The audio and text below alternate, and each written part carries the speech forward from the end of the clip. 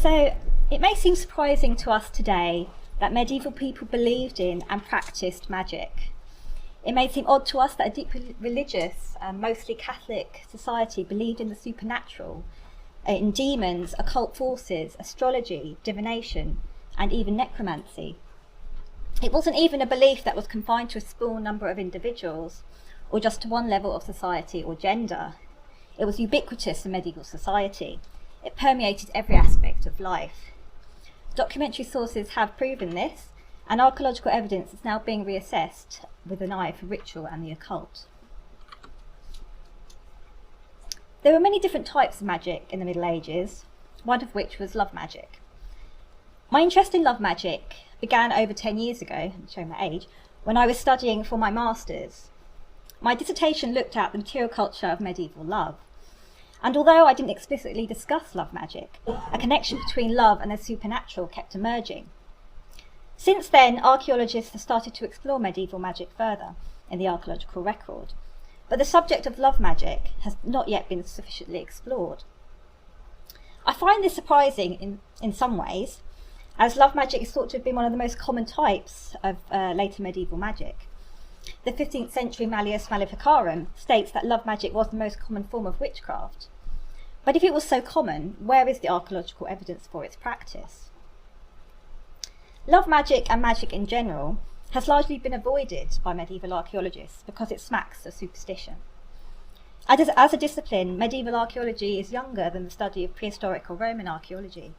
For a long time it was in the shadows, often described as the handmaiden of history, and as a result strove to cleave its own path away from historical methodologies and theoretical thinking. The study of ritual outside of preconceived ideals of medieval Christian liturgy was avoided in order for the discipline to be taken more seriously. This notion is further compounded for love magic, which deals with much more personal and some might say embarrassing themes such as sexual desire and impotence. My research, which is still in a formative stage like Alice's, strives to rectify this situation. My paper today will first consider what medieval love magic was and give some background to its study, before then going on to consider how archaeologists might access it through the study of material culture. So first, some definitions. The historian Richard Kiekefer defines medieval magic as the intersection between religion and science. There are two main categories. First, demonic magic, which invoked evil spirits and rested upon a network of religious beliefs and practices. And secondly, there was natural magic, which exploited occult powers within nature. These two categories of magic intermingled so that, for example, a medical cure could use both herbal lore from folk medicine and phrases from Christian liturgy. Medieval magic was also an area where popular culture met learned culture, and where humour and seriousness also converged. Love magic can be defined as the rituals employed for a variety of purposes connected to love, sex and reproduction in the Middle Ages. These rituals were often performed in order to effect sexual arousal or love, or to impede it by causing hatred or impotence. Love magic was occasionally used to predict the identity of future spouses and to help or impede conception of a child. An example of love magic can be found in this manuscript from the British Library. It tells us how to make a lead ring on the day and at the hour when Venus is dominant. After making the ring, one should fast through the day, then go out at night and offer sacrifice with the blood of a dove. Writing with this blood on the skin of a hare, one should inscribe the name and sign of the angel Abermixtra. After this ceremony has been carried out, one should approach the desired woman with the ring in hand, and she will obey one's every wish. So magic is a popular area of scholarship for medieval historians. Historians focus on learned magic that was written down in magic and scientific manuals, medieval healing treatises, herbal recipes, and lapidaries. Catherine Ryder's study of pastoral manuals, which were guidelines written down for clergymen to teach them how to preach, hear confession, and conduct pastoral care, has been especially useful in the study of medieval love magic, especially in re-evaluating gender roles in its practice and questioning the assumption that love magic was a women's sphere of the occult. As the study of the history of medieval magic is well established and extensive, the study of its archaeology is still in a formative stage. Ralph Merrifield was the first archaeologist to seriously consider the material evidence for ritual and magic in Britain. Audrey Meany was also another pioneer, using evidence of grave goods to identify the burials of Anglo-Saxon cunning women. However, it has been Roberta Gilchrist's 2008 article, Magic for the Dead, as well as her 2012 medieval life book, that has given real credence to the archaeological studies of later medieval magic in particular. Whilst historians have studied the magic written down in texts that would have only been accessible to a high-status elite and literate ecclesiastics, archaeologists have access to magic of more popular nature, magic practiced every day by mostly illiterate men and women in the home, at work, in church and in the graveyard. Archaeology is able to access spheres of magical practice that textual sources cannot. Archaeological interest in agency overlaps with the focus on causation in the study of medieval magic, the rationale that allowed medieval people to associate the cause of marvels to the intercession of saints, the occult power of nature, or the intervention of demons.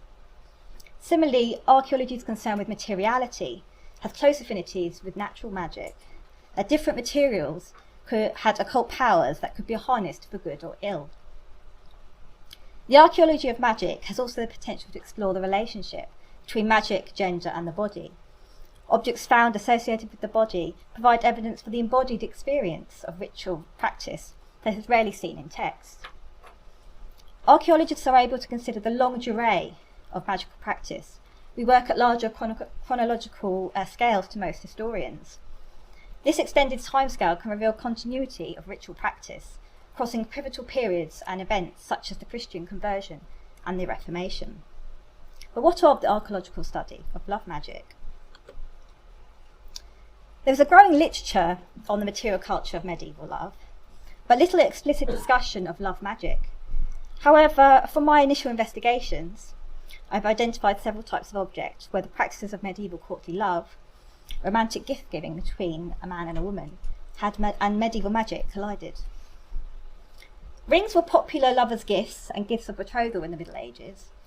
It is thought that rings were exchanged at the church door during betrothal ceremonies.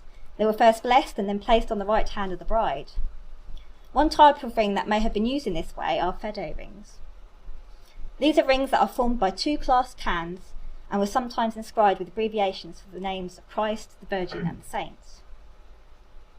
Similarly, annular brooches or ring brooches were popular pieces of jewellery from the 12th century onwards, because their circular shape fitted the geometrical theory of beauty, undisputed by angles, and thus represented an unbroken testimony of faith and undying love.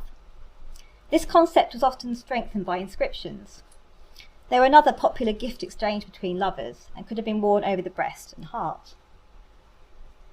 Roberta Gilchrist and Eleanor Stanley have highlighted the use of sacred names for healing and protective purposes.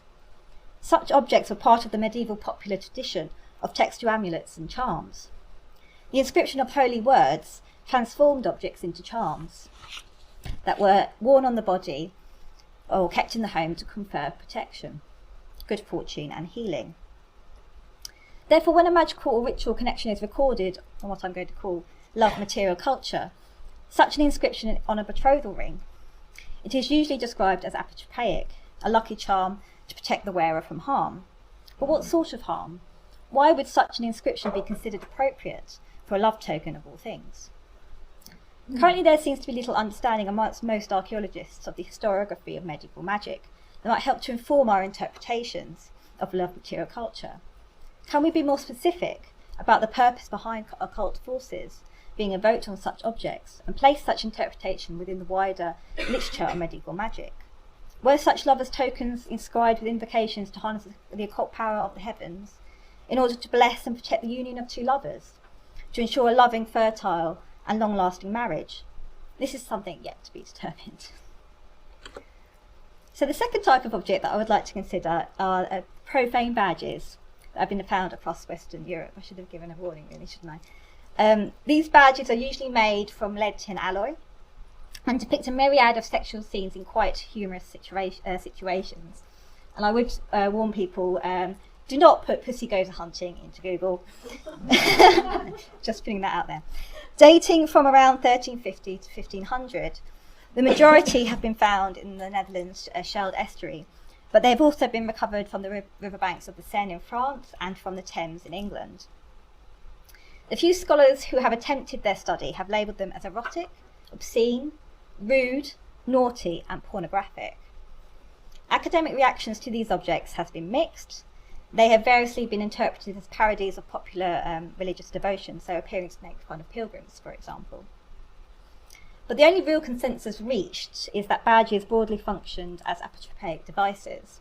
One scholar even suggests they could have been used as a protection against the Black Death. However, I would argue that these conclusions have been drawn because scholars have not known what to make of these quite confronting objects. They just don't fit into modern, preconceived conceptions of the medieval world. Work on these badges has focused on their iconography, conducted mostly by art historians and folklorists. Little consideration has been given to the context that the badges are found in. When find context is known, the vast majority, if not all, are found in rivers. These badges are also usually found alongside their better-known counterparts, pilgrim badges. So pilgrim badges have been studied quite comprehensively by archaeologists. However, the same cannot be said for the profane badges, which have largely been avoided. A couple of exceptions are Brian Spencer and Visser Ummermann. However, once again, the badge's iconography is the focus of interpretation and is either deemed too graphic to dwell on or understood as didactic, seen through a modern-day lens. The fact that the badges have been found in river contexts seems to factor little in their interpretation. This may be because archaeologists are conscious of preservation bias, which led to allow badges best survive in anaerobic waterlogged conditions.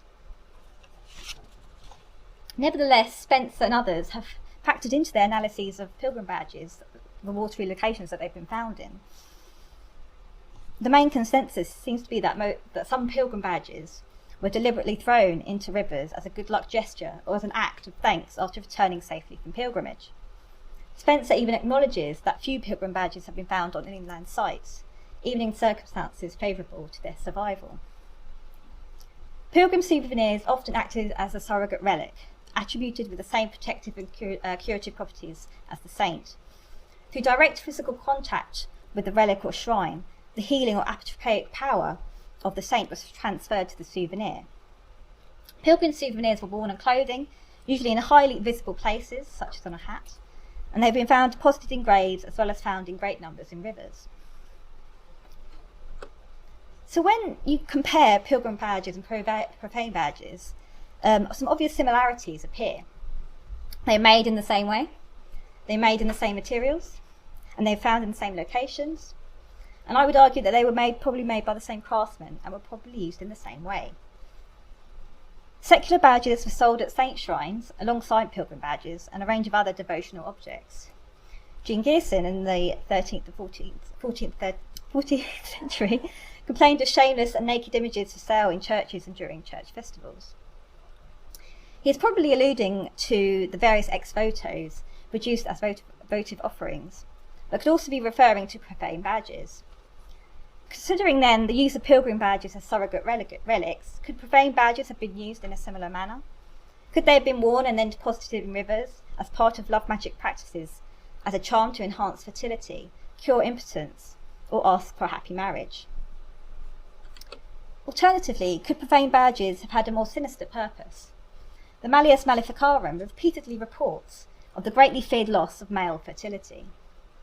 It records that sexual organs could be detached from their rightful owners, bewitched and hidden, for example in a bird's nest where they move like living beings, feeding on corn and other nourishment.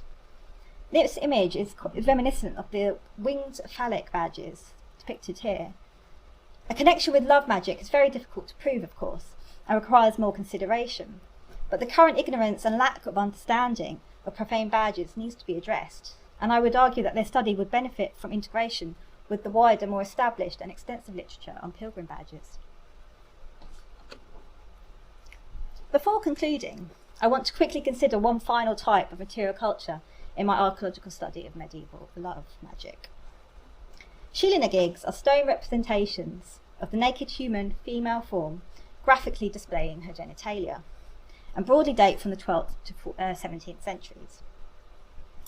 They occur across Britain and Ireland and they've been found externally on churches, often above doorways or to the side of window arches, on towers and castles, on medieval town walls, occasionally associated with gates and pillars, and found dumped in rivers. There are many similarities between the study of Sheelahs and the study of profane badges. The Sheelahs have also been largely ignored by archaeologists, probably due to their sexual iconography. They challenge categorisation within a Christian context, and so when they have been studied, they have been seen as a pagan skeuomorph, demonised and seen in terms of filling only a didactic or apotropaic function. However, could the Sheelahs represent another form of material culture linked with medieval magic? Could their appearance on churches, especially in doorways where betrothal and marriage ceremonies took place, be linked with magic to bless the union, protect the marriage from harm, and promote its fertility? I haven't got time to fully address this question here, but their similarity in many ways to profane badges does deserve mention and future consideration. This paper has raised more questions than answers. Can we find evidence for medieval love magic in the archaeological record? Can archaeology contribute to the wider literature on medieval love magic? I would argue tentatively yes. Archaeology allows us to reach areas of medieval life that are difficult to reach through text alone. Magic was part of everyday life in the Middle Ages, and love magic was the most popular genre. I've highlighted 3 types of object that could have a connection to medieval love magic: dress accessories exchanged during courtly love rituals, profane badges, and Sheelahs. All these objects deserve further study, away from simplistic, apotropaic, and didactic interpretations. An archaeological interpretation that considers their context, agency, and materiality, as well as their iconography, would be beneficial to further enhance understanding of these understudied and undervalued objects. Thank you.